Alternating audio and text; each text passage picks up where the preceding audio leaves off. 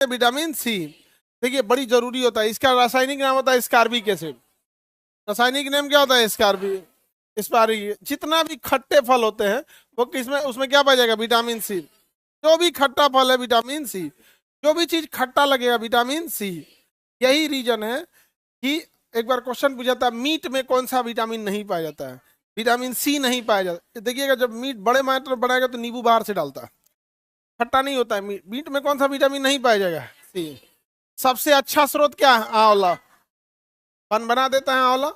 जितना ज्यादा vitamin C रहेगा, जितना ज्यादा विटामिन सी रहेगा हमारे शरीर के लिए उतना अच्छा एंटीऑक्सीडेंट मिलेगा, उतना ज्यादा हमारी प्रतिरक्षा होगी, डेड सेल सही होंगे। हाई क्रीम पाउडर लगाने से ऊपर से इलाज होता है, नीचे का एरिया वैसे ही रह जाता है, अंदर का स्किन, ये सारा चीज के लिए कौन सही है? Vitamin C. सबसे सही विटामिन कौन हो जाएगा? Vitamin vitamin C. सस्ता उपलब्ध हो जाता है, नींबू में है, आंवला में है। आंवला की अच्छाई क्या है? सस्ता मिलता है और इसको आप स्टोर करके 1 साल रख सकते हैं। पीस बाय पीस बना लीजिए, हल्का मुरब्बा टाइप का बना लीजिए, हो गया। अचार बना लीजिए, ऐसे सूखले काट के सुखा के रख लीजिए। आंवला को सूखे काट के धूप में सुखा के रख लीजिए, उसका पानी उड़ जाएगा, विटामिन सी उसी में रहेगा। नहीं समझे? फिर जब खाना है भिगो के खा लेंगे। यहाँ पे बहुत सस्ता अवेलेबल है। सबसे अच्छा विटामिन होता है विटामिन सी, लेकिन सबसे खचरा होता है, बॉडी में स्टोर नहीं होता है। बॉडी में स्टोर नहीं, पेशाब करते नष्ट हो जाता है, सारा का सारा विटामिन सी यूरिन के रास्ते बाहर चला जाए। अगर शराब पी ली है तो शराब जाके विटामिन सी को मार देता है। तो शराब पीने से, यूरिन करने से विटामिन सी गया। भोजन को उबाल दीजिएगा, विटामिन सी गया। क्या पकाएं, विटामिन सी गया। विटामिन सी क्या हो जाता है? चला जाता है, पक जाता है। अब बताइए भोजन में आप नींबू डालें, अब पका दिए उसको, विटामिन सी गया। वो खट्टा लगेगा बट विटामिन सी नहीं रहेगा, क्या काम से आप। इसलिए बिहार में आइए, सत्तू पीजिए, उसमें बाहर से डालेगा, नींबू बाहर से डालेगा। गन्ना का जूस पीजिए, नींबू बाहर से डालेगा। समझ में आ गया कि नहीं आ गया? भारत के आदमी खाना के बाद नींबू नहीं खाता है, बशर्ते वो बारात में खाने नहीं गया है। अगर बारात में गया है खाने, सलाद में पहले खोजेगा नींबू कहाँ है। हाँ हाँ, इमली भी अच्छा है, महिला सब इमली भी खूब खाते। हाँ समझते हैं अब हम लोग, ज्यादा आगे बढ़ते हैं हम लोग। हाँ तो बताइए, उबाल देने से विटामिन सी नष्ट। भोजन को कचकचा के छील दीजिएगा एकदम गहीर, सब्जी छील दीजिएगा एकदम गहीरा। एक को देखिएगा ना, कचकचा के छीलता है सब्जियां, विटामिन सी गया। भोजन छील देने से विटामिन सी गया। भोजन माने सब्जी छीलने में विटामिन सी गया। भोजन को पका देने से विटामिन सी नष्ट हो जाए। यूरिन करने से नष्ट हो गया। शराब पीने से नष्ट हो गया। शरीर में स्टोर नहीं रहेगा विटामिन सी। खट्टे फलों में विटामिन सी। अंडा में नहीं पाया जाएगा सी। दूध में नहीं पाया जाएगा सी। मीट मांस में नहीं पाया जाएगा सी। मछली में नहीं पाया जाएगा सी। बहुत अजीब है लेकिन ठीक चीज है। यहाँ पे विटामिन सी शराब पीने पे, सब्जी छील देने पे नष्ट हो जाता है। मूत्र करने से शरीर से बाहर आ जाता है, भंडारित नहीं हो सकता है। घाव भरने के काम में आता है कौन? Vitamin C. घाव भरेगा विटामिन सी। अगर कहीं कट उठ गया है, विटामिन सी है तो घाव भरने में हेल्प करता है। घाव भरने में हेल्प करेगा, बीमारियों से लड़ने में हेल्प करेगा। एंटीऑक्सीडेंट, पुराने सेल को मार के नया सेल बनाने वाला एंटीऑक्सीडेंट कौन? विटामिन सी। विटामिन सी बहुत जरूरी होता है, एंटीऑक्सीडेंट। समझ में आ गया कि नहीं? कौन सा? Vitamin C. अब ये शराब बनाने वाली कंपनी है सब, आंवला मुरब्बा और ये किशमिश ब्लूबेरी मिला के शराब बना दिया। तो भैया एंटीऑक्सीडेंट आंवले में था, एंटीऑक्सीडेंट ब्लूबेरी में था, एंटीऑक्सीडेंट अंगूर में था, एंटीऑक्सीडेंट संतरे में था। उसका जूस बनाओगे तो जूस बना के नाली में भी डाल दोगे ना, तो एंटीऑक्सीडेंट का गुण कहाँ चला जाएगा? नाली में। कल को रिसर्च करके कहोगे कि नाली के पानी में एंटीऑक्सीडेंट है, इसको पीजिए, तो गलत बात है। इससे थोड़ा आंवला, ब्लूबेरी, संतरा, मौसमी, अंगूर का जूस बनाया, उससे वो शराब बनाया, नाम रखा रेड वाइन। आकार रेड वाइन में एंटीऑक्सीडेंट होता है, कोई बात है? हाँ एंटीऑक्सीडेंट कोई बरियारी एक तमाचा मार देगा ना तो यहाँ का सेल डेड कर जाता है, फिर नया सेल बनता है। क्या कहिएगा, एक तमाचा मारने पे एंटीऑक्सीडेंट होता है, नया सेल बनेगा। तो ये जितनी शराब कंपनियां हैं ये बहुत ऐसा नहीं रिसर्च कराएगा जिससे इनका सामान बिके और शराब पीने वाले को एक ठो बहाना मिल जाए। तो शराब पीना, आपको पीना है आप पीजिए, शराब पीने से दो गो बस ऐतराज क्या है, आप सोसाइटी में जाके गाली गलौज करने लगते हैं, ये नहीं, पी के सूझ जाओ, किडनी फूक के मर जाओ, उससे कोई दिक्कत नहीं है। बट ये जो गाली गलौज करने लगता है जोर जोर चिल्ला के मोहल्ले में, शराब पीने से इंडिविजुअल को दिक्कत हो कोई ऐतराज नहीं है, पी के मर जाओ कोई दिक्कत नहीं है। शराब पी के जो सोसाइटी में गंद फैलाता है, किसी को गाली गलौज करेगा, अपने फैमिली मेंबर में किसी को पीटेगा, किसी के दूसरे घर में घुस जाएगा, नशे में उसको पता ही नहीं चल रहा है, गाड़ी एक्सीडेंट कर देगा। अभी एक फैमिली के लगभग 7 लोग की डेथ हुई है, एक फैमिली के 7 लोगों की डेथ हुई है। शराब पी के ड्राइवर ड्राइवर क्या कर रहा था, शराब पिया हुआ था, लड़ा दिया, कई लोग मरे हैं, 10-15 लोग मरे हैं, लेकिन उस गाड़ी में एक ही फैमिली के 7 लोग थे, पूरी फैमिली ही चली गई। क्या था, तो ड्राइवर शराब पिए हुए था। तो ये खराब चीज है। और दूसरा कि बियर शरीर के लिए अच्छा है और रेड वाइन शरीर के लिए अच्छा है, ये सब गलत चीज है, ऐसा भाषण नहीं देना चाहिए। अच्छा है तो अपने बाल बच्चों को पिलाओ और थोड़ा अपनी मम्मी मम्मी माता जी को भी, नहीं समझे, माता जी को भी पिलाओ, अच्छा है तो। हाँ,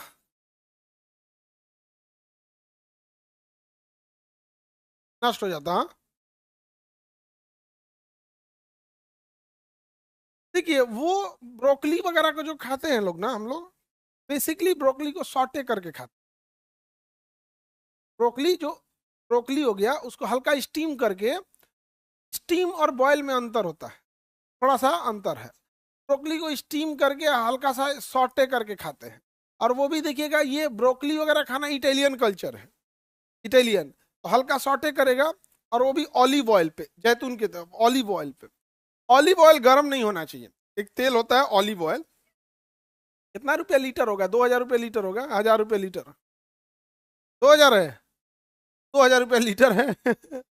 बहुत सबसे महंगा तेल है ऑलिव ऑयल, सबसे महंगा। इस सरसों तेल में अभी हम लोग का 150 होता है तो आदमी ऊपर नीचे हो जाता है। ठीक हुआ हम लोग बहुत पहले पैदा हुए, उस समय सरसों तेल बहुत सस्ता था, हम लोग का तेल और मलाई हो गया। आजकल के गाँव हम लोग पैदा हुए रहते तो इसे सूखले छोड़ देते, पानी में मल देख रहा। हम लोग के समय सरसों तेल सस्ता था तो लहसुन खौला के सरसों तेल में बस हम मलाते रहता था लोग। आजकल के महंगा भी हो गया है, आजकल का महिला सब जॉनसन बेबी यही सब कर रही है, टेम्प्रोरी ऐसे ताम झाम करके हटा दे रही है सब। जब आप उस जब माँ अपने बच्चे को बहुत बचपन में देखिएगा मालिश करेगी, ये करेगी, स्किन टू स्किन उसका एक लगाव रहता है, आप से उसको हमेशा जुड़ाव महसूस होगा। ये आप देखिएगा, माँ के बगल में बैठिएगा ना तो आपको लगेगा नहीं, एक नेचुरल लगाव होगा, आपको लगेगा एक मैग्नेटिक फील्ड में बैठे हैं। हाई जो ना आजकल जॉनसन भी लगा के हैं तिनका एक नियो को बुढ़ापा में मारता है सब।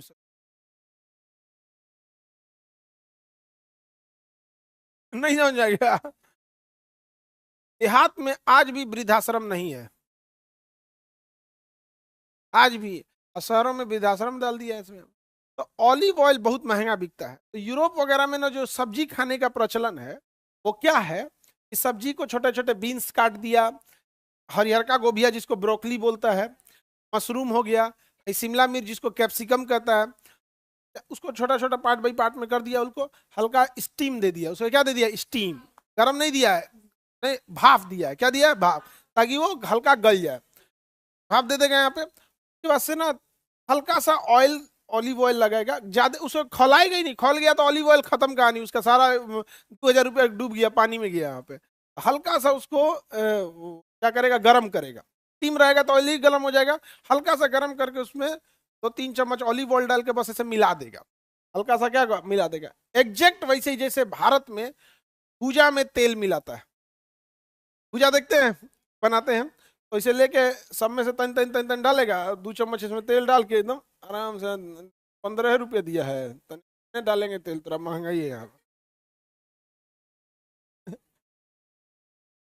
नहीं जाए, मुढ़ी डालना है, झोंक दे एकदम। मक्का का ही जो परवल डाला झोंक दे यहाँ पे। मूंगफली 3 ठो निकाल, 3 ठो निकाल, 3 ठो फली डालेंगे यहाँ। ऑलिव ऑयल वैसे ही डालते हैं, उन लोग का वही कल्चर है। अपने यहाँ सॉटे खिला दीजिएगा किसी को तो बुझेबे नहीं करेगा। हम ही को जब पहली बार बोला था होटल में, तो कहा था सौते, हम कहेंगे "आई, क्या खिलाएगा सौते"। गरम तेल में भिगा के लेके चला है, उसी का नाम रखा था सौटे। शॉट मार दिया उसको, सौटे। आप देखिएगा, अगर किसी पिज्जा खाने जाइएगा डोमिनोज वगैरह में, यहाँ पे बड़े उस पे, तो अगर बैठ के टेबल पे खाइएगा ना, तो वहाँ केचप भी रहेगा, टोमेटो सॉस रहेगा, सारा सॉस भी रहेगा, उसमें ऑलिव ऑयल भी रखता है वो। और आप ऐसे ऊपर से डाल सकते हैं। कहाँ रखता है? नहीं रखता है।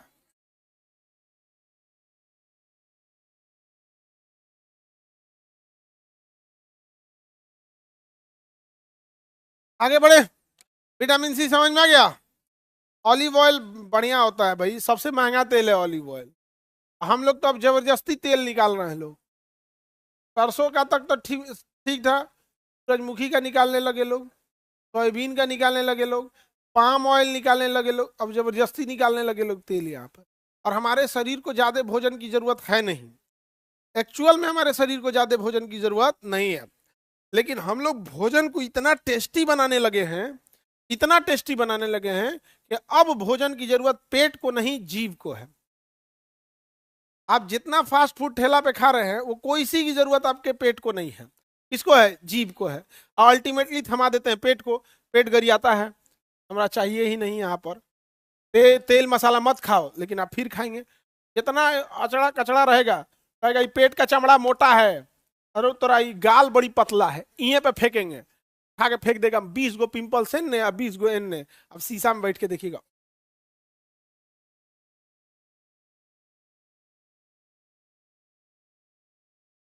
फोड़ेगा उसमें। तो आप हम कभी भी भोजन क्या कर लेते हैं, जरूरत से ज्यादा खा लेते हैं। हम दूसरे को क्या बोले, हम खुद खा जाते हैं। बस हम फास्ट फूड कुछ भी नहीं खाते हैं, फास्ट फूड नहीं खाते हैं। हर ही का खाएंगे, लेकिन बहुत ज्यादा खाएंगे, बहुत ज्यादा यहाँ पर। मतलब चावल ऐसा रहेगा जैसे लगेगा 3-4 आदमी का कॉमन खाने के लिए आया है। नहीं, बाहर कहीं जाते हैं तो नहीं खाते हैं, बाहर हम खाते ही नहीं है कहीं में भी। और अगर किसी के यहाँ लड़की की शादी है, तो फिर तो हमारे दादाजी तो पूरे घर में बोलते थे केहू जना गई लोग, लड़की के बियाह में खैला लोग तो जान लिया लोग। बाराती ना हो सन, ओकनी के मेहमान में हो सन, हमने केकरो यहाँ के बियाह पड़ल बा लड़की के, तो हम लोग की जिम्मेदारी बा। हम लोग के यहाँ घर का कोई भी लड़की की शादी में जाएगा, तो बस बात रखने के लिए कुछ हल्का सा नमकीन जो भी मिला वो बस से। नहीं तो ऐसे घर में तो हम भाई परेशान है खा खा के। हम कुक को बोलते हैं आज कम खाएंगे, 2 ही रोटी लाना, वो पहले ही 10 गो बना के रखे रहता है, तो फिर दू करके फिर मांगेंगे आप। तो ये विटामिन सी समझ में आ गया। बहुत अच्छी चीज होती है विटामिन सी। बट ना बॉडी में एगो तो स्टोर नहीं होगा, और उसमें से ना बड़ी नाजुक है। शराब पियेंगे नष्ट हो जाएगा, पेशाब करने पे नष्ट हो जाता है, भोजन छील दीजिएगा सब्जी नष्ट हो जाएगा, उबाल देंगे नष्ट हो जाएगा। खट्टे चीजों में पाया जाता है, इसलिए ना ये अंडा में मिलेगा, ना दूध में मिलेगा, ना मटन में मिलेगा, ना चिकन में मिलेगा, ना मछली में मिलेगा। शरीर के लिए अच्छा है, घाव भरने के काम में आता है विटामिन सी। अगला देखते हैं विटामिन डी। विटामिन डी में कैल्शियम होता है, हड्डियों के लिए अच्छा होता है विटामिन डी। हड्डियों के लिए विटामिन डी, और हड्डियों के लिए कैल्शियम भी अच्छा होता है। तो याद रखना बड़ा सिंपल है, ये कैल्शियम से कैल्सीफेरॉल, कैल्शियम से कैल्सीफेरॉल। इसकी कमी से हड्डियां कमजोर हो जाती है, जिसे कौन सी बीमारी कहते हैं? रिकेट्स। कौन सी बीमारी? रिकेट। रिकेट्स में पैर की हड्डियां एकदम पतली हो जाएगी, एकदम पतली हो जाएगी। देखिए किसी किसी को रिकेट्स हो जाएगा, ज्यादातर महिलाओं में रिकेट्स हो जाता है। इतना पैर पतला हो जाएगा, लगेगा ना जिसे लाठी में कोहड़ा खोसा है, एकदम दुबला पतला टाइप का। यहाँ पे पहले एगो देखिएगा ना, एगो लाठी पे चलता था हिमगंगे तेल का प्रचार करते हुए, ऐसे ना अभी भी चलता है। हम पातर पातर लाठी पे चले गए। यहाँ पे महिलाओं में खास करके ये क्या हो जाता है, रिकेट्स होता है। समझ में आ गया कि नहीं आ गया? यहाँ पे तुम लोग को नहीं है। आगे बढ़े। अच्छा खाते पीते रहना चाहिए। बताइए, तो विटामिन डी जो होता है, अब आप बताइए मछली में अगर कहेगा मछली में तो विटामिन डी, लेकिन अगर यही शब्द जोड़ दे मछली के यकृत में, विटामिन ए। लीवर ले गया तो विटामिन ए, लीवर ले गया तो विटामिन ए। इसलिए देखिएगा लोग मटन वगैरह खाते हैं तो उसमें लीवर भी बिकता है, उसका गुर्दा यकृत, क्या होता है यकृत। लंग्स भी बिकता है। तो मटन की दुकान पे जाएंगे ना, तो जहां 10-20 मटन कटेगा तो उसमें सब साइड हट के एगो अलग स्टॉल लगा देगा, ऑर्गन स्टॉल। उसमें उसका पैर पंजा, उसमें कैल्शियम ज्यादा होता है। तो डॉक्टर जब से बता दिया ना कि हड्डियों में उसमें, तो आजकल उस सबका बहुत डिमांड बढ़ गया है। समझ में आ रहा है कि नहीं आ रहा? तो सबके लिए लीवर वगैरह, लीवर में विटामिन क्या आ जाएगा ए। अच्छा, ये एक सा विटामिन है जो हार्मोन भी है। कौन सा है? हार्मोन। तो एकमात्र विटामिन जो हार्मोन है कौन सा है? Vitamin D. हार्मोन की खासियत होती है बड़ी तेज वर्क करता है, फटाक से वर्क करता है। इंजाइम थोड़ा धीमा काम करता है। देखिए ना, पाचन इंजाइम 6 घंटा में पचाते हैं, लेकिन लड़ो उड़ो हार्मोन 5 मिनट बतिया गया, किसी से गुस्सा होगा, दंदना के निकला किडनी के ऊपर से एड्रिनल ग्लैंड, लड़ो उड़ो हार्मोन मार धन धन पचका दिया।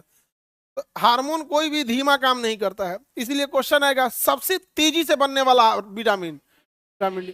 सबसे तेजी से बनने वाला है विटामिन डी। धूप लेंगे तो कौन सा विटामिन है? Vitamin D.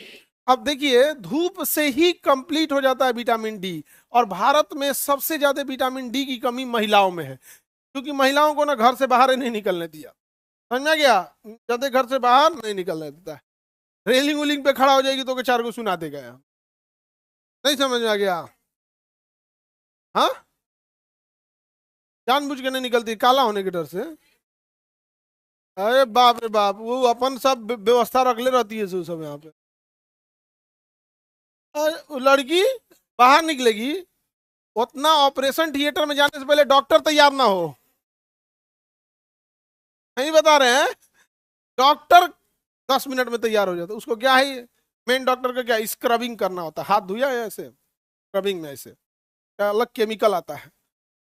हाथ धोया और हाथ नीचे नहीं करना होता, बस ऐसे हाथ अगर यहाँ से पानी डगर के अगर नीचे कर लेंगे, डगर के वापस चला आएगा, ऐसे लेके घूमेगा। हाथ धो के निकले, एक टेक्नीशियन रहेगा, गाउन पहना दिया, दस्ताना पहना दिया, रेडी उडी हो गया, काम रेडी डॉक्टर। कितना जल्दी आप लोग हो जाइएगा?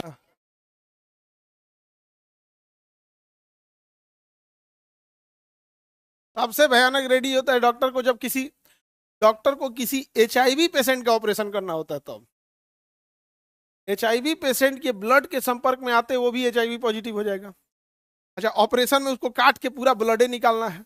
अब उसमें दस्ताना अलग हो जाता है, 2-3 लेयर होते हैं, पूरी अलग टाइप के हो जाता है, बहुत बहुत प्रोटोकॉल हो जाता है। जो ऑपरेशन का रेट होना चाहिए वो भी ज़्यादा हो जाता है। पहली बात की 80% डॉक्टर ऐसे सरेंडर कर देते हैं, भैया हमें नहीं करना है। पता चले काटने में हमारे उंगलियां कट गया ऐसे। आगे बढ़े। विटामिन डी कहाँ पाया जाता है? धूप में। धूप में विटामिन डी पाया जाता है। और हम जितने भी गर्म प्रदेश हैं वहां के लोगों को धूप में विटामिन डी, क्योंकि वहां गर्म प्रदेश में विटामिन डी इजीली अवेलेबल है, उनकी चमड़ियां मोटी होती है। जैसे हम इंडियंस की चमड़ी मोटी होती है क्योंकि विटामिन डी अवेलेबल है। अच्छा, जो विषुवत रेखा पे ऊपर वाले देश हैं सब, इन तो सीधे सीधे धूप पड़ता है, इनकी चमड़ियां और भैंस जैसन हो जाती है, एकदम कैसन हो जाता है, भैंस जैसन। ज्यादा विटामिन डी चलाएगा दिक्कत ना हो जाएगा। अब यूरोप हो गया, अमेरिका हो गया, यहाँ धूपे नहीं निकलता है, धूप नहीं निकलेगा। कभी साल में 1-1.5 महीना के लिए धूप निकलेगा तो ये सब दौड़ेगा सब धूप सेकने के लिए समुद्र के किनारे इधर उधर। तो अब बताइए ओपेसिंसो का मोट चमड़ा हो जाए भैंस जैसन हम लोग की तरह, तो विटामिन डी जौनो एगो साल भर में 1 महीना धूप निकला तोनो नहीं मिलेगा। इसलिए जितना अंग्रेज मिलेंगे उन सबका चमड़ा एकदम पातर छीलल मुर्गा ऐसा रहेगा, घिनौना दिखेगा सबको। आप ध्यान से पास से देखिएगा ना तो घिनौना दिखेगा से एकदम टाइप। कहीं से बकोट देगा तो इन्हें लगेगा इन्हें खून इन्हें चले हैं, कैसा दिखेगा? घिनौना दिखेगा। विटामिन डी लेने के लिए समझ में आ गया कि नहीं आ गया? किसी को दिक्कत? वयस्कों में इसकी कमी से कौन सा बीमारी होता है? ऑस्टियो। देखो ऑस्टियो मतलब सीधे हो गया किससे संबंधित में? हड्डियों से संबंधित बीमारी। विटामिन डी यहाँ पे कोशिकाओं द्वारा स्वतः भी निर्माणित कर लिया जाता है। कौन सा? Vitamin D. विटामिन डी और विटामिन ई भी। विटामिन डी और विटामिन ई अपने से भी बन जाता है। विटामिन ई को टेकोफेरॉल कहते हैं। विटामिन ई को क्या कहेंगे? टेकोफेरॉल। और कैल्सीफेरॉल डी। बताइए एकमात्र विटामिन जो हार्मोन है, विटामिन डी। आगे बढ़े, किसी को दिक्कत? विटामिन डी समझ में आ गया? सी भी समझ। विटामिन ई अंग्रेजी में क्या कहेंगे इसको? टेकोफेरॉल। टेक्निकल नाम क्या है? टेकोफेरॉल। विटामिन ई का नाम टेकोफेरॉल। क्या नाम है? टेकोफेरॉल। टेकोफेरॉल ये जनन क्षमता के लिए जिम्मेदार है, के लिए है, जनन के लिए जिम्मेदार है। अब जब भी हम लोग जनन की बात बोलते हैं ना, तो बायोलॉजी का स्टूडेंट केवल मानव को समझता है कि इन्हीं के काम को जनन है। भैया 150 करोड़ हो गए हम लोग। भाई जनन का काम जानवरों में भी है, जनन का काम पेड़ पौधों में भी है, जनन का काम बीज में भी है, जिसको अंकुरित करके खा जाते हैं। तो अंकुरित भोजन में कौन सा चीज पाया जाएगा? Vitamin E. या अंकुरित अनाज में पाया जाता है विटामिन ई। कौन सा विटामिन? Vitamin E. विटामिन के, विटामिन के का नाम क्या होता है? फिलोक्विनोन। क्या कहेंगे? फिलोक्विनोन बोलते हैं। विटामिन के को विटामिन के जो होता है खून के थक्का बनने में हेल्प करता है, ये तो हम पढ़ा चुके हैं। याद कीजिए, पढ़ाए थे कि नहीं पढ़ाए थे? और अगर ये थक्का बना दिया बीच रास्ते में ऐसे पतले नस में, वहां नस फट जाएगा। और नस फटने के बाद नस जो ब्लड जो बाहर आके क्लॉट बना देगा, उसे क्या कहेंगे? हेमरेज। क्या कहेंगे? हेमरेज। हेमरेज तुरंत क्लिपिंग करके रोक सकते हैं तो रोक लिए, नहीं तो कहानी खत्म कर देगा। क्लिपिंग वो करके रोक देता है। मान के चलिए कहीं का फटा हुआ है, किसी एक जगह का है, वहां से धीरे धीरे हेमरेज हो रहा है, ज्यादा ब्लड नहीं आया है, क्या करेगा? किसी नस के रास्ते से, मोटा नस के रास्ते से एक छोटा सा वायर लेके जाएगा वहां पे, और उस नस को कैसे क्लिप करके क्या कर देगा? बंद कर देगा। क्या कर देगा? बंद कर देगा। पाइप भी फट जाता है तो कैसे आदमी दाब देता है? क्लिपिंग कर देता है। लेकिन अगर छोटी नसें हैं जैसे ब्रेन में, अब ब्रेन वाला फटा अगर, तो ब्रेन में क्या हो जाएगा? क्लॉट जमा हो, ब्रेन में मार देगा, ब्रेन हेमरेज हो, क्लॉट जमा हो गया। अब जितना जल्दी जा सकते हैं हॉस्पिटल दौड़िए, जितना जल्दी हो सकते हैं, क्योंकि ब्रेन का जो सेंटर लाइन होता है, जैसे कहीं पे भी देखिएगा चोट लगेगा तो वहां स्वेलिंग आना चालू होगा धीरे धीरे धीरे धीरे। जैसे यहाँ पे चोट, एक लाठी मार देंगे ना, 5 घंटा बाद ज्यादा फूल जाएगा और वो अपना एरिया बढ़ाते जाएगा बढ़ाते जाएगा। इसी तरह ब्रेन में यहाँ सेंटर लाइन होता है बीचों बीच वाला, वहां तक चोट नहीं पहुंचना चाहिए।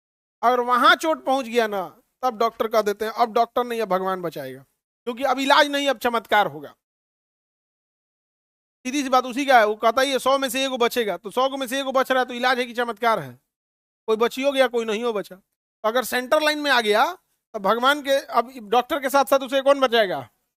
भगवान। और चमत्कार होगा, फिर उसका इलाज की जगह क्या होगा? चमत्कार। लेकिन मरीज मरेगा नहीं, 15 से 20 दिन तक मरीज मरेगा नहीं।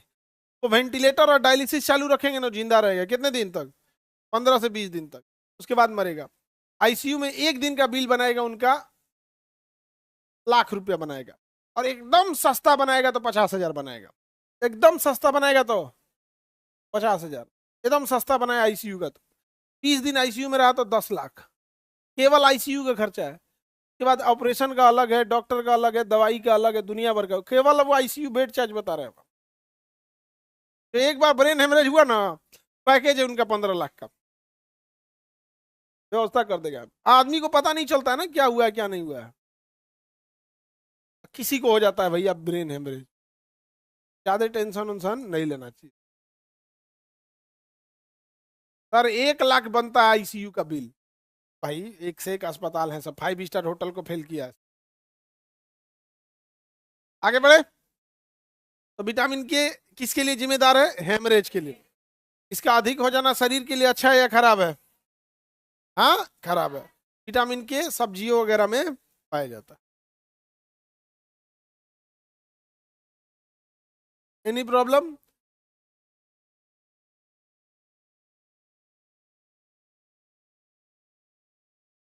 खनिज अब देखते हैं, क्या देखते हैं? खनिज। बताइए, आपको हम पढ़ा दिए कार्बोहाइड्रेट, याद कीजिए कार्बोहाइड्रेट पढ़ा है ना। तत्काल एनर्जी कौन देता है? Store energy fat. वसा, वसा देता है। दूध में वसा होता है कि नहीं होता है? भैया दूध में वसा होता है, तब ये तो उससे घी निकला है। अजब हाल है जी। घी में वसा होता है कि नहीं होता? गंध बताएगा। अब दूध में वसा होता, हाँ। घी निकाला कहाँ से था? गाय के दूध में वसा कम, भैंस के दूध में वसा ज्यादा। और सबसे ज्यादा वसा होता है जमीन पर रेंडियर कुत्ता, जो एक नस्ल है, बर्फ में पाए जाते हैं। उसके दूध में क्या होता है, वसा ज्यादा होता है। वहां के लोग उसी रेंडियर कुत्ते का दूध पी जाए, मतलब वहां के अब हम लोग यहाँ गाय भैंस पालते हैं, हम लोग यहाँ पे इसी गाय भैंस का यूज किया। ऊंट के दूध में भी वसा ज्यादा होता है, ऊंट के दूध में भी वसा ज्यादा, जितना ज्यादा वसा होगा दूध उतना गाढ़ा होगा। सबसे ज्यादा वसा वेल मछली के दूध में होगा। वेल मछली का दूध फेविकोल की तरह होता है।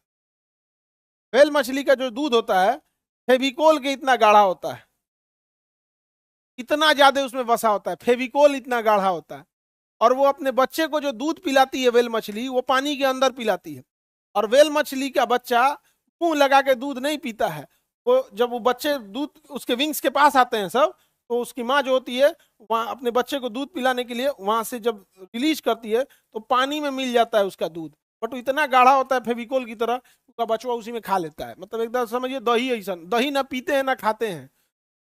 दही ऐसा चीज है, ना वो पीने वाले स्टेज में है ना वो खाने वाले स्टेज में है, सब निगल जाते हैं सीधे यहाँ पे, नहीं समझे। तो वेल मछली का दूध वैसे ही होता है। और वेल मछली है वो ज्यादा गहराई में नहीं जाएंगे सब बच्चा को लेके, क्योंकि उसके पास गलफड़ नहीं है सांस लेने का, बाहर आके सांस लेती है, सांस ले बाप हो बाप, हे बाबू चलो सांस लो, छोटका लड़को को सिखाई सांस ले, हाँ घींच घींच, चल अब नीचे चले, हम नीचे चल, फिर छोटका बचवा को ले जाके नीचे ले जाएगी। समझ में आ गया कि नहीं आ गया? सबका अपना। वेल मछली हम लोग की तरह होती है, बाहर आके सांस लेना पड़ता है, अंदर नहीं, ज्यादा लंबा नहीं सांस ले पाता। आगे बढ़े।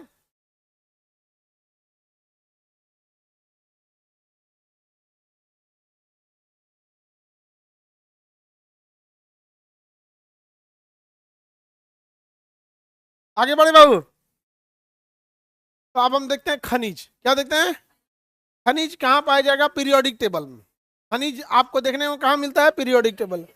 जैसे हाइड्रोजन हमारे लिए जरूरी है क्योंकि कार्बोहाइड्रेट में है, ऑक्सीजन जरूरी है क्योंकि कार्बोहाइड्रेट और फैट प्रोटीन में भी है, नाइट्रोजन जरूरी है क्योंकि प्रोटीन में है, कार्बन कार्बन जरूरी है, कैल्शियम जरूरी है, फास्फोरस जरूरी है, आयरन जरूरी है, आयोडीन जरूरी है। यानी पीरियोडिक टेबल में जितना घूम रहा है वो जरूरी है यहाँ पर।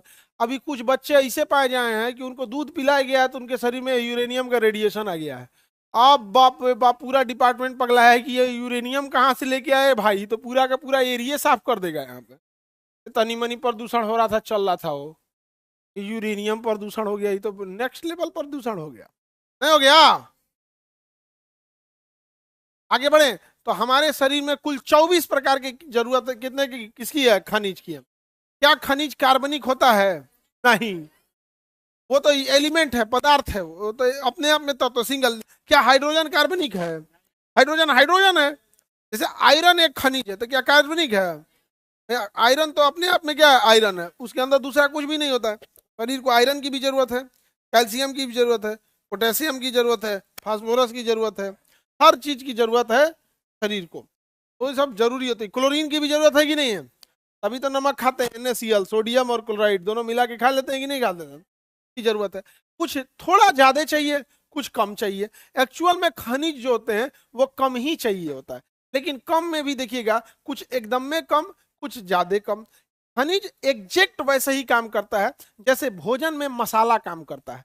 कभी भी भोजन में मसाला ज्यादा नहीं पड़ता, आप कोई भी मसाला देखिएगा वो ज्यादा नहीं पड़ेगा। अब उसमें में भी दो कैटेगरी होता है, कुछ मसाला ठीक ठाक पड़ता है, जैसे जीरा, ठोक दिए इतना, छौंक दिए इतना, नहीं देखते हैं, ज्यादा ही पड़ जाता है जीरा वहां पे। और कुछ एकदम में कम पड़ेगा, जैसे आप जायफल, इतनी सा पड़ता है जायफल, गलाने के लिए जल्दी गल जाता है जायफल वगैरह से, ज्यादा जल्दी गल जाता है। या छोटा बच्चा ठंडी के दिन रहता है, हल्का सा उसको उंगली से रगड़ के, थोड़ा सा एकदम उंगली से रगड़ के उसको पिलाया जाता है, एकदम हल्का, गर्मी के लिए, ठंडी के दिन में। वहाँ पे बूढ़ी दादी वगैरह लोग का ये सब इलाज रहता है यहाँ पे। छोटा बच्चा का पेट दर्द करता है ना, तो गाँव में अगर में देखिए ना, हींग जो होता है ना, हींग हल्का चम्मच में 2-3 बूंद पानी रख के घोल करके छोटा बच्चा के नाभि पे लगा देते हैं। देहात में ना अलग मेडिकल साइंस है, वो MBBS वो अलग ब्रांच चलता है उधर, वाईफाई डिपार्टमेंट, नहीं समझ आ गया। गांव का मेडिकल साइंस अलग है। आगे बढ़े, उधर सब कैसे चलता है, वाईफाई सिस्टम चलता है। अच्छा, बच्चों समझता है, तो पेशाब कराना रहेगा तो उसकी दादी मम्मी बोले कर देगा वो उसका उसका वाईफाई सिस्टम बचपन में वो समझ जाता है यूनिवर्सल भाषा है ये। कोनो गांव देहात अमीर गरीब सब घर का कर दे, पहला वाईफाई वहीं से आया था। समझ गए आप? रहने दो बाबू, अब आप लोग अभी बता रहे थे ना डिसिप्लिन एंड सिविक सेंस। चलिए अब ध्यान से देखते हैं हम लोग। तो मसाला आप देखिएगा गौर करके, एक तो खुद ही कम पड़ता है, उसमें भी ना कुछ मसाले थोड़ा ठीक ठाक पड़ते हैं, कुछ कम पड़ता है। जैसे नमक ठीक ठाक पड़ेगा, लेकिन लौंग ज्यादा, कितना ही लौंग डालिएगा आप, 2-3 जरूरत के हिसाब से।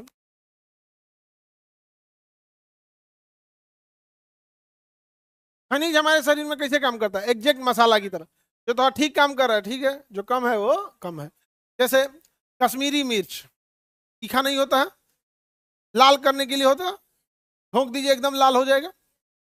लेकिन हई वाला तीता वाला मिर्च हुआ था नहीं, ज्यादा नहीं पड़ेगा। तो खनिज को हम कितनी भाग में बांटेंगे? 2। ज्यादा जो पड़ेगा मैक्रो, और जो कम पड़ेगा माइक्रो। मैक्रो माइक्रो, मैक्रो और हालांकि ये मत समझिएगा कि हई ज्यादा पड़ेगा, ये भी थोड़ा ही पड़ रहा है, लेकिन एकरो से कम है ये वाला। मसाला का आपको एक एक मुट्ठी पड़ता है, कोई एक मसाला बताइए जो एक मुट्ठी पड़ता होगा? नहीं पड़ेगा।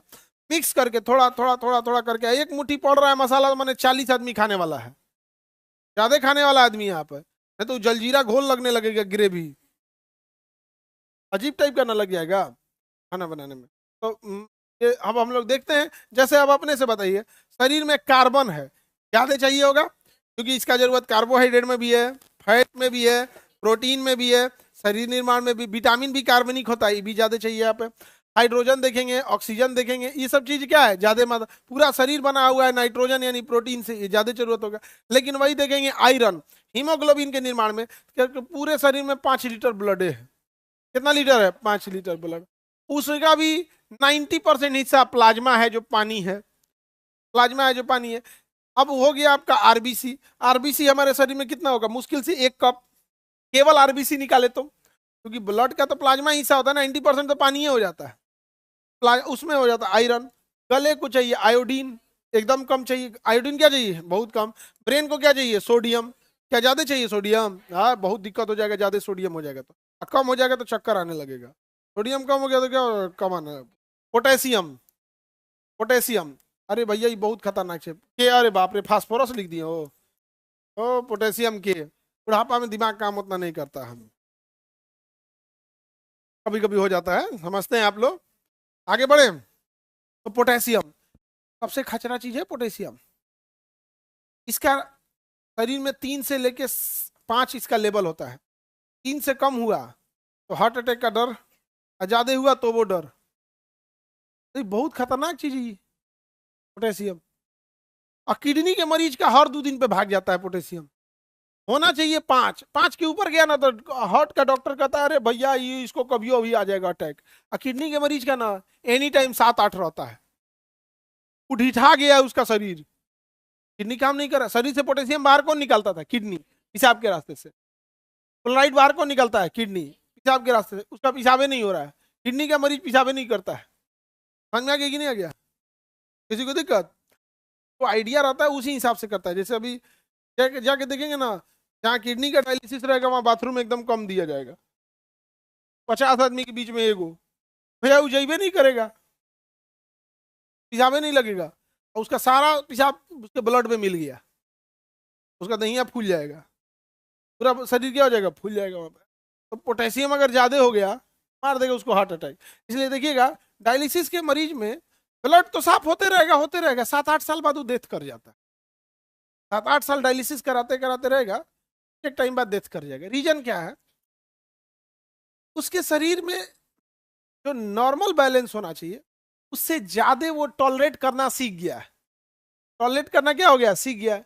लेकिन भैया टॉलरेट करिएगा 1 दिन 2 दिन, 5 साल 7 साल टॉलरेट कीजिएगा, नहीं ना तो शरीर झेलते झेलते झेलते, जब 5-7 साल डायलिसिस कराते कराते रहेंगे, शरीर पोटेशियम का तकलीफ झेलते झेलते, हार्ट परेशान है, इधर लंग्स परेशान है, लीवर परेशान है, सब अपने मैक्सिमम रेंज के आगे चल रहा है। कुछ समय तक तो कोई भी खींचेगा, 2 साल 4 साल 5 साल घिसते घिसते जैसा शरीर है वैसे रहेंगे। जैसे प्रेमानंद महाराज जी, आप उनको देखते हैं कि डायलिसिस, कभी उनका त्याग देखें? सादा भोजन करते हैं, उबला हुआ भोजन, उबला भोजन खाएंगे लोग। तो शरीर में आप पोटेशियम ले नहीं रहे तो निकालने की तो मान के चलिए किडनी फेल है तो किडनी को भी ज्यादा वर्क नहीं करता। हम लोग को आलू खाएंगे, जमीन के नीचे से निकल, सब चीज में पोटेशियम है। पपीता खाएंगे, तो खाना भी तो रंग बिरंगा खाते हैं। साधु संत का तो खाना खाइएगा तो ऐसे ही बीमार नहीं पड़िएगा। साधु लोग का खाना ही कैसा रहता है? सादा भोजन होता है उनका। हाँ, उबला नॉर्मल खिचड़ी यही सब तो खाते हैं। तो हमारे शरीर में कुछ ज्यादा जरूरत है और कुछ कम जरूरत है। और ये बहुत खचरा होते हैं सब, यही गड़बड़ाते हैं सब। यही क्या कर देंगे सब, गड़बड़ा देगा सब। यही आगे पीछे होगा ना तो ब्लड निकाल के जांच किया जाता है कौन चीज आगे पीछे हुआ है। समझ में आ गया?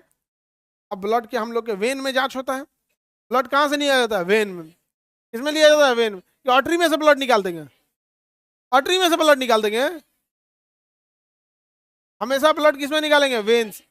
वेन से निकालेंगे, जांच होगा, अगले दिन जांच होगा, रिपोर्ट आएगा, आइएगा अगली दिन। अब किसी का ऑपरेशन हुआ है, किसी का एक्सीडेंट होकर छिटा गया है, बेचारा ऑपरेशन थिएटर में बैठा है, आईसीयू के बाप रिकवरी रूम में बैठा है, समझ में आ गया? वो बेचारा ना होश है ना कुछ है। अब वो करा ब्लड निकाल के अगले दिन जांच कीजिएगा तो अगले दिन वो निपट जाएगा। और उसके वेन में जांच करने से नहीं, डॉक्टर इतना ध्यान दिया जाता है उसको, इतना ध्यान दिया जाता है कि हम वेन का ब्लड क्यों जांच करेंगे? जांच करेंगे आर्टरी का ब्लड, क्योंकि आर्टरी से ब्लड गया था, वेन से तो टकरा के आया था, ताकि नहीं हम आर्टरी में जांच करेंगे। तो एक नीडल लेके पाइप हल्का सा उसके आर्टरी में डाल दिया जाता है। कितना तकलीफ करता होगा? आर्टरी में डालना कितना रिस्की चीज होता है। आर्टरी में डाल के उसको परमानेंट वहीं छोड़ दिया जाता है, जब तक वो बेड पे पड़ा रहेगा, आईसीयू इस पे आर्टरी में रहेगा।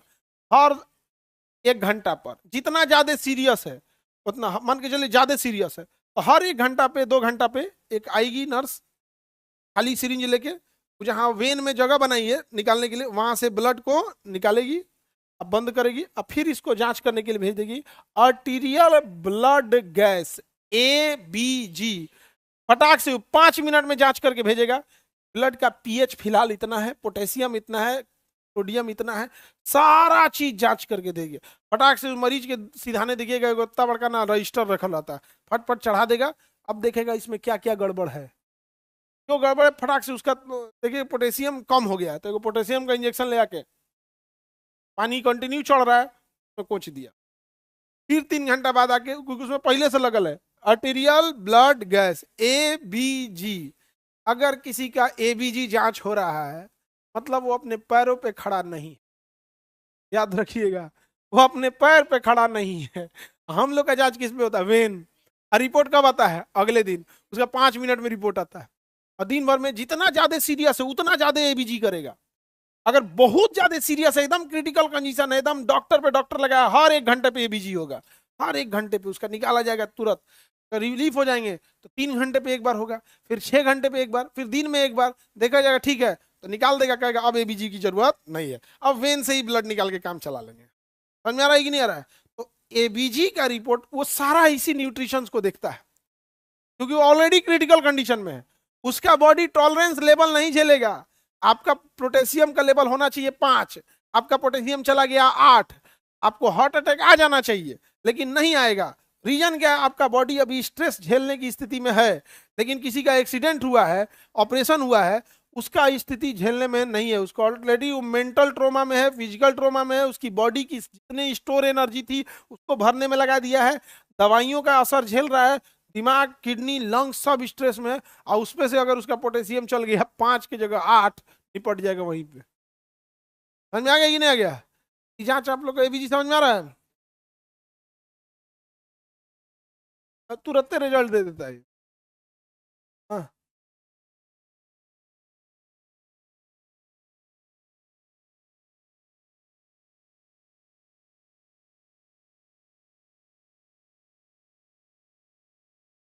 हाँ, डायलिसिस लाइफ टाइम नहीं जिंदा रख सकता। हाँ तो बढ़ जाएगा तो नॉर्मल सी बात है, बैठ जाइए। बाबू का कहना है कि जैसे डायलिसिस पे 5 साल 7 साल लोग जिंदा रहते हैं, 8 साल, प्रेमानंद जैसे महाराज लोग 10 साल 15 साल। क्या कहना है कि ट्रांसप्लांट करा देंगे ज्यादा दिन जिंदा रह सकते हैं कि नहीं? बिल्कुल। किडनी ट्रांसप्लांट कराएंगे ज्यादा दिन जिंदा रहेंगे। एंड किडनियां होता है सोच रहा खचरा, वो डिपेंड करेगा कितना परसेंट HLA मैच किया था। कितना ज्यादा HLA मैच करेगा किडनी उतना अच्छा से फंक्शन करेगी।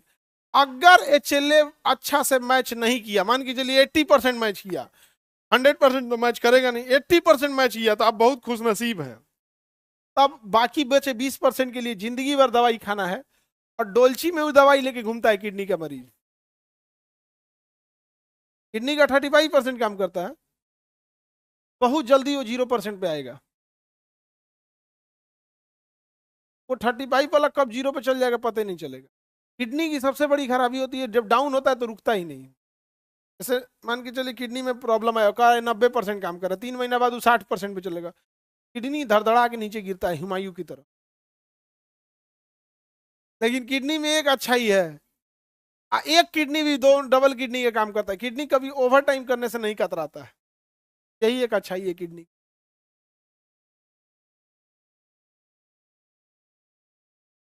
किडनी फेल है, हाँ हाँ। हाँ, वीक में 3 बार डायलिसिस हो, एक दिन गैप कर करके, आज होगा फिर कल नहीं होगा फिर कल।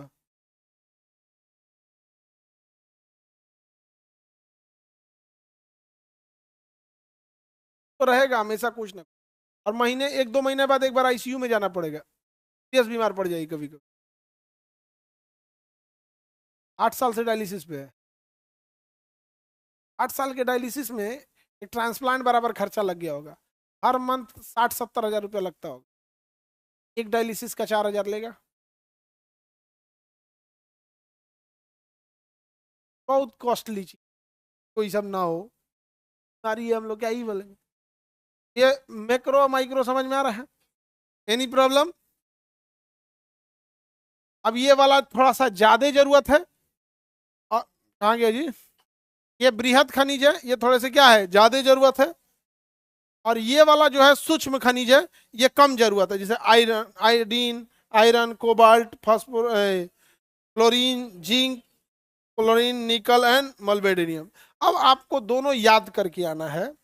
दोनों याद करने का इन द सेंस क्या है कि ज्यादा मात्रा में कैल्शियम चाहिए क्योंकि हड्डी है, फास्फोरस चाहिए हड्डी है, पोटेशियम, सल्फर, ये सब चीजें चाहिए।